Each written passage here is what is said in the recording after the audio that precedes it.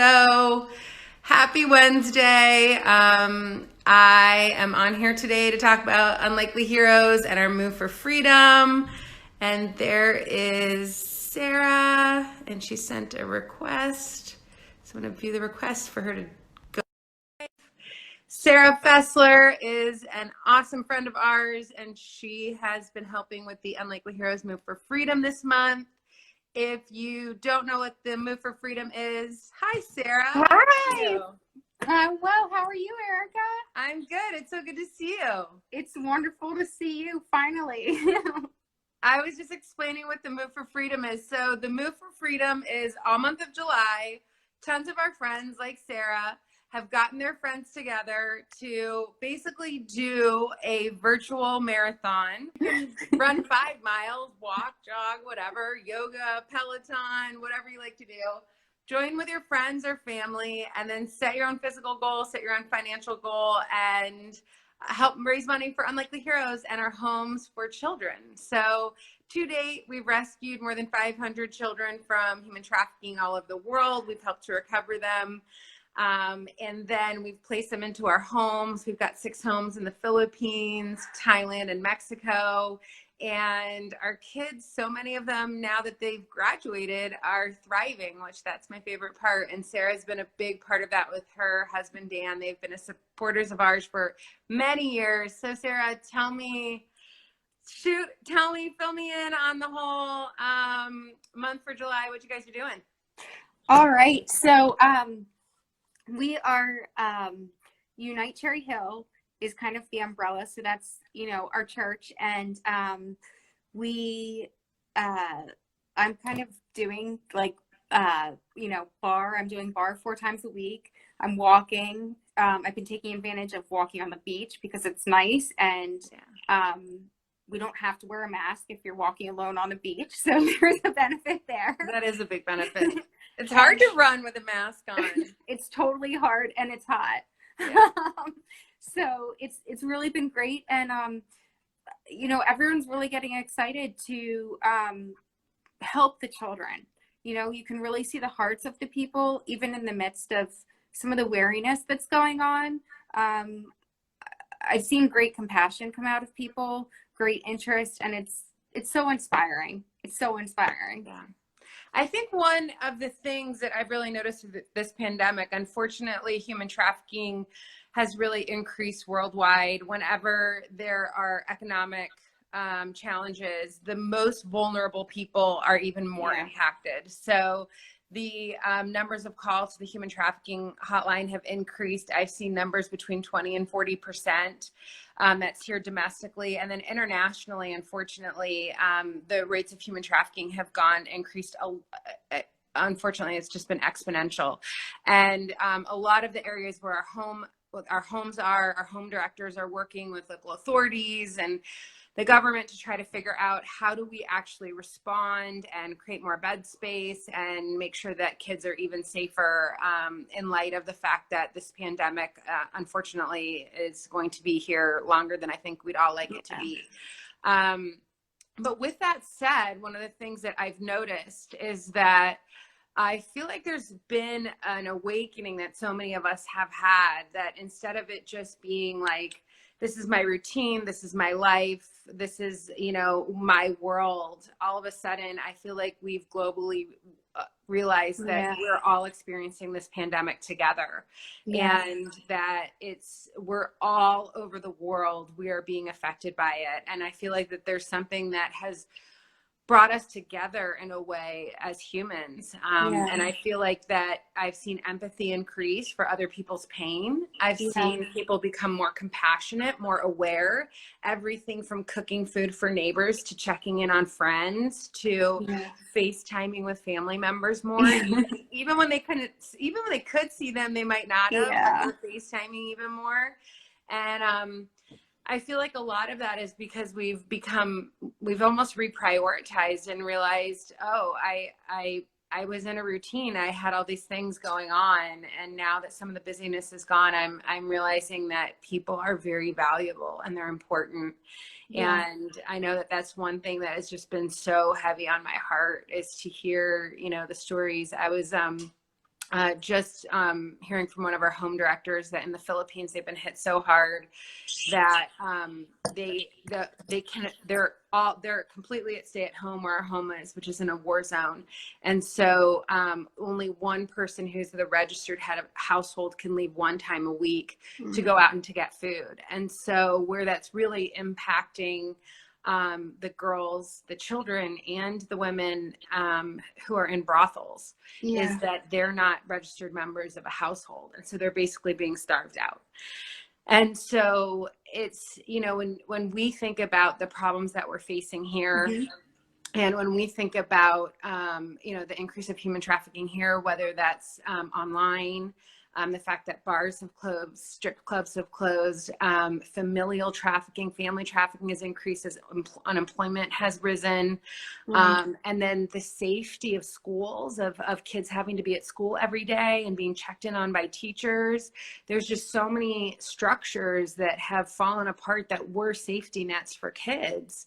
And, we're all, as we are all scrambling to rebuild those safety nets, looking at how do we do that? And so one of the things that I think has been really beautiful about this move for freedom that we all wanted to do together, like I talked with you about it, but the idea before we even did it was that we really wanted to include families and find a way that, as families have been quarantined together, obviously parents know what their kids' information their kids aren't ready to handle yet, or, I was a guardian, so, I knew where my kids were at, but, sharing with them and saying, hey, I know this is really hard for us, but then also being able to say, in the Philippines, it's even harder. Like, this is what their lives are like. And this is what it's like for a child who is trapped in human trafficking, or has to work for forced labor, or is 8 years old and has to have a job and doesn't get paid, and, has to live in a room with 100 people. And how about we put down our video games for 15 minutes and we go for a walk, and we see the impact that we could have, and we join the fundraiser, and we give our time on behalf of a child that doesn't have freedom, that doesn't have future, and that doesn't have a voice. Because no matter where we're at in our lives, when we realize no matter how bad we have it, and this is the reality, I have seen it over and over, no matter how bad we've had it, and I've heard so many horrific stories. Yeah, absolutely. Someone has it worse than we do. And when we start to connect with that reality, and when we can start to bring our children into that reality, we can start to also awaken a gratitude within us and within our children, and then help them to say, what are the things I'm grateful for, and where are the places that I can help other people, and let their ideas come forward, and really start to say, there are places that no matter where I'm at in life, that I can actually help someone else. And I feel like that in the midst of a global pandemic, and my background, I'm a child trauma therapist, get ourselves unstuck. Like, one of the things that right now, I just want to a lot of the self-improvement coaches, which I'm so grateful for them, I watch them all on Instagram, but they're like, make sure you come out of quarantine with at least one new skill, And I'm like, that's not the way your trauma brain works. Your trauma brain actually freezes. It does. Your trauma brain doesn't happening tomorrow. So your trauma brain's not like, let me learn Spanish right now. Your trauma brain's actually like, how do I make it through this day? Because my routine's not here anymore. My routine from a year ago doesn't exist. And I don't know what my routine's going to look like a year from today. And so that is the hardest place for us to build as humans, because when you're in between two realities, and you have to figure out a way to feel at peace and to feel at rest where we are right now, that's a place where we actually have to use the tools that we have to bring peace into our own world. And one of those tools is gratitude. Absolutely. And remembering all the places that other people sadly do have it worse, and then all the places I can contribute to make someone else's world better. But I do have something to contribute to other people, and whether that's picking up the phone and calling a friend and saying, how are you, or making a bunch of chicken noodle soup and handing it out to people, or handing out food for the homeless, whatever it is, or getting out and doing the run walk with your family and saying, we're going to give this 15 minutes.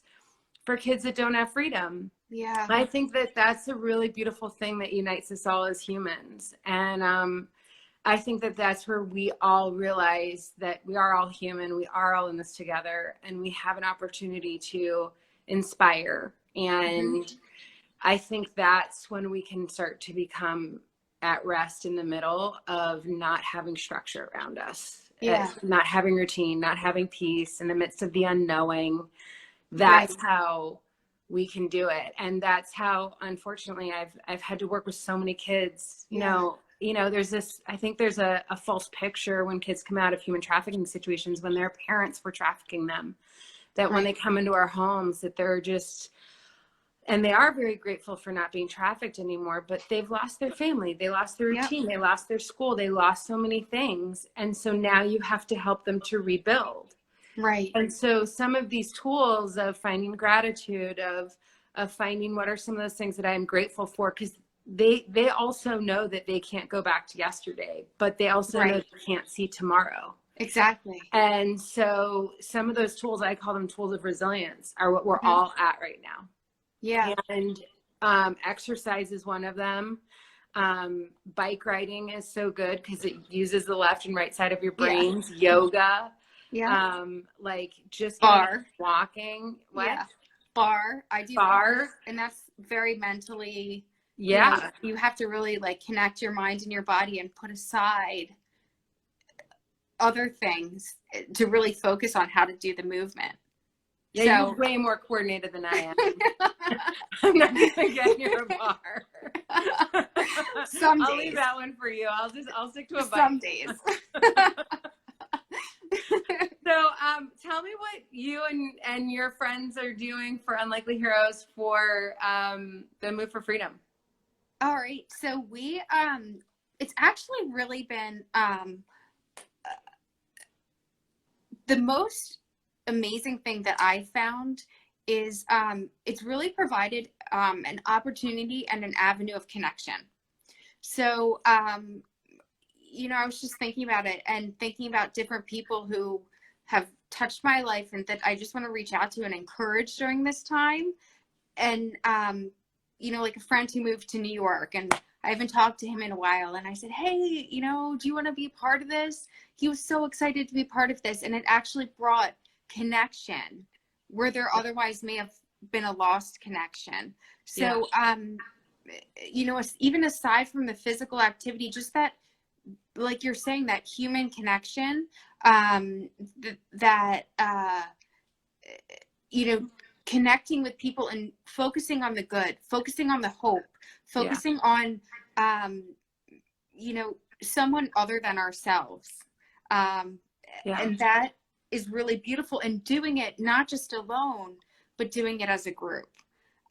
So I feel like it's been a great unifier and brought hope to people. I feel like it's empowered people to feel in some ways, you know, where people may have felt kind of like helpless and I'm not quite sure what to do. I want to do something. I'm a little worn out. I'm not quite sure what to do. But now that you're providing this opportunity, I want to partner with you. That's awesome. And I'm excited, and I'm seeing the fruit of that. And you know, I just want to share this with you, Erica, because it was one of the most touching things that happened during this. An older lady just reached out to me personally, and you know, I didn't come to her directly and mention this. It was, you know, more in a public space, and she said, you know, I was sexually abused as a little girl. And she said, this one really hit home. So even in the midst of all her crisis, even in the middle of a lot of health scares for her, she tapped back into who she was as a child and was able to bring that forward out of the past into the future and into someone else's future, which I was so moved by that, so touched by that, that someone, just that remembrance that, you know, we may have all come out of different situations, and sex trafficking is horrific. Like, most of us really can't imagine it. I mean, truly. But to hear that from a woman who is in a really desperate financial place, a really desperate health place, and yet she's actually the one leading the way and bringing hope. And I Yeah, thought that was one of the most beautiful things. that is So, beautiful. yeah. I feel like that is so inspiring, that whenever we connect into the reality that we can help someone else, Yeah. that really does become life-changing no matter where we're at. And I feel Yeah. like so many of us disqualify ourselves. We're like, well, that person has more to offer, they have more to give. And Right. I know that Oprah Winfrey has said, get a problem bigger than yourself, you know, and you'll Yeah. like disappear into it. And I feel like that definitely happened for me with human trafficking. Yeah. But it's like when we really start to think about how many people have needs and then how we can support them, that we really start to see the difference that just a phone call, just Yeah. just a text message, Yep. just a reach out can make. So Yeah. well, I want to thank you, Sara, for helping with the Move for Freedom. And this week, actually, anyone who donates to Sara's team or to Unlikely Heroes, go to unlikelyheroes.com or join Sara's team and set up a page under Sara.